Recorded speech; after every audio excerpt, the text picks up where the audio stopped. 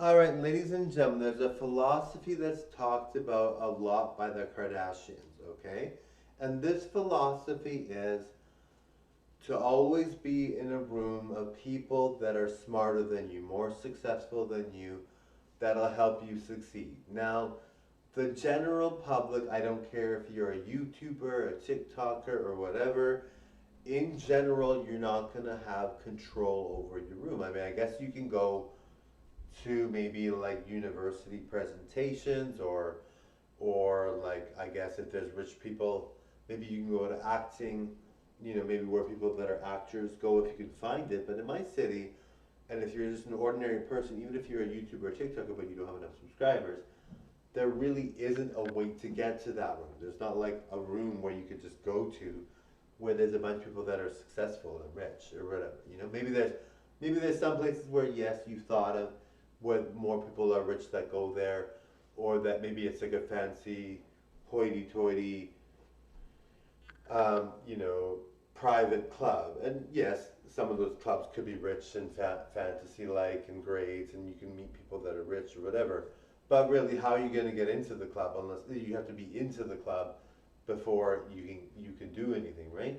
I mean, there are websites where you can date people that'll pay your way, like sugar.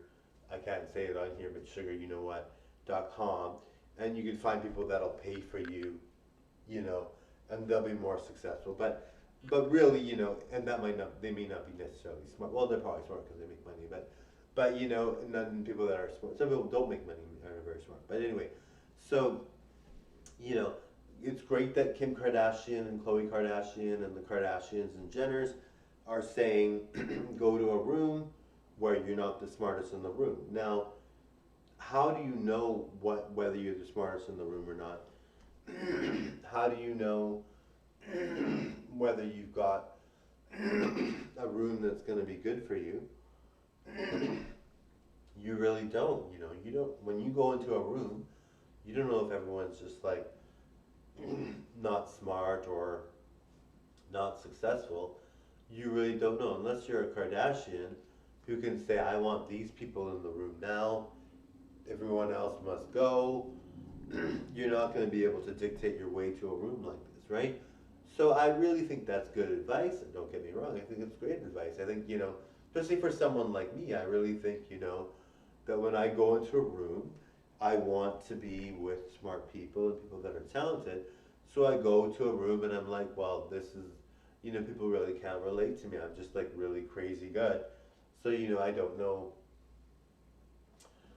know if that there's, for me, and I'm supportive. I don't judge. I don't think anybody's doing anything wrong necessarily. I don't think it's necessarily wrong to be, not smart or whatever. I think, some people that aren't smart or have no book education or have no street smarts can be smart in other ways. And I think, or they may not be, but they are good people or great people. So I don't think you have to necessarily be super smart. But, I do see her points. I mean, for me especially, I think at some point I want to be with collaborators and performers, and I want to be with people that are challenging themselves and really trying to grow. Now, if you are in the general public, you may not see people that are YouTubers or TikTokers at all. Maybe they don't do anything, some of these people, right? And I don't judge that. I don't think it's necessarily something that I have any say over, and I would never judge anyone. I think everybody's beautiful, everybody's important, everybody's smart. But I see their point. I do see having people that are smart, having people that are going to take you to places intellectually that you've never been to help you grow your business. I think if you're wasting your time on people that are not gonna be smart enough or whatever, it kind of defeats the purpose of growing your business. But I mean, like, who has that kind of like people that are going to help them, right? I think really um,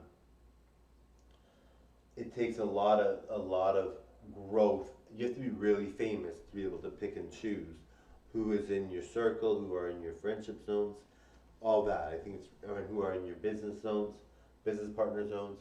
Anyway, thanks for watching. But good advice. get famous, find those people, and enjoy. Bye now.